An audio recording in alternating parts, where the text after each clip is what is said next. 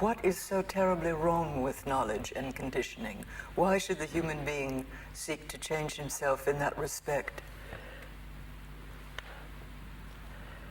I don't know if we have time this morning to go into this question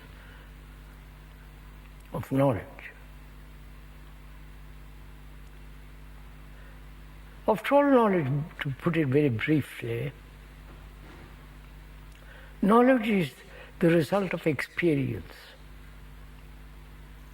whether very limited experience or experience which is from which you gather knowledge more and more and more, as in the scientific world. That knowledge is always limited. Anything more or anything better is always limited because it's measurable, both psychologically as well as objectively.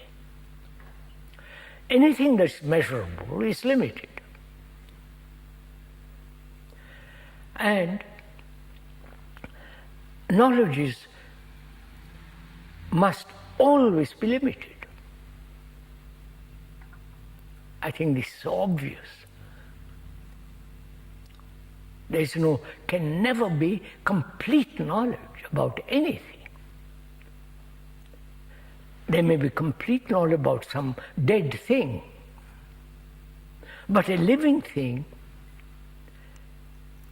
is living, moving, changing, and you cannot have knowledge complete about a thing that is constantly changing, moving. And so knowledge is limited. But that knowledge and that conditioning... Knowledge is conditioning. Yes, but still they play a very vital part. Of course. That's understood. Technologically and so on, it's a tremendously important thing.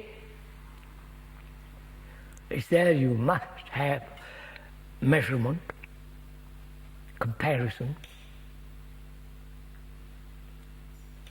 evolving certain facts, and moving, constantly moving. You can see what's happening in the technology world. You invent something one day, and a few months later, somebody changes it and adds more, and so on. It's constantly being added where there is invention, and so on, so on. It's quite clear that. And perhaps that same movement is carried over to the psychological realm, where we consider knowledge is necessary. That is, in the subjective world, we consider knowledge is essential to know oneself.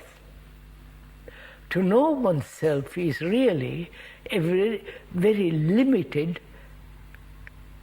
comprehension. Knowledge, because knowledge is limited. But knowing is a movement, not to know. I don't know, there is a difference between knowing and something which you know. Could you enlarge a little bit upon that, please? Then something which you know is static, to which you can be adding. And what you add to what is already, it becomes static, mechanical. But the constant knowing, that's learning, not accumulating knowledge, but constant learning, moving, inquiring, exploring, pushing. That is not based on knowledge, it's a movement. Like life is a movement. Whether it's the movement in a tree, in a small blade of grass, or in the most amazing animals like the tiger, the lion, and the giraffe, or the small insect. And it's the same life as in us. Therefore, one has to respect life. not kill life. So we must come back to our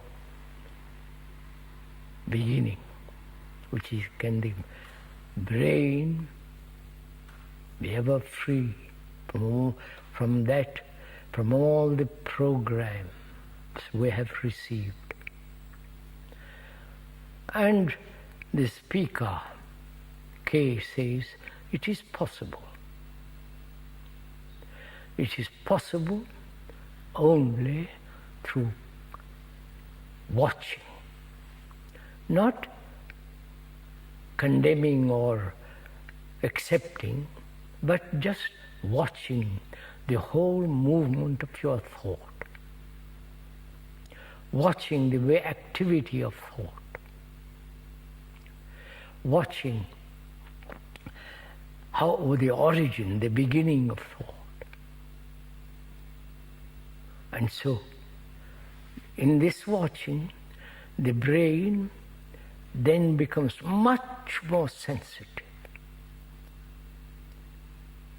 not only to its own responses, but sensitive to nature, to everything around one, to the world that is becoming more and more dangerous, and to the world of one's own psyche, so that there is a constant objective and subjective relationship,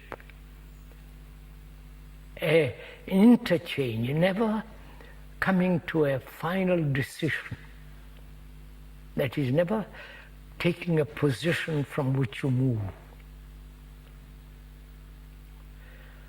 And this requires not only a great deal of leisure in this sense, not doing it as a hobby, but is part of life. One must have leisure to look at life.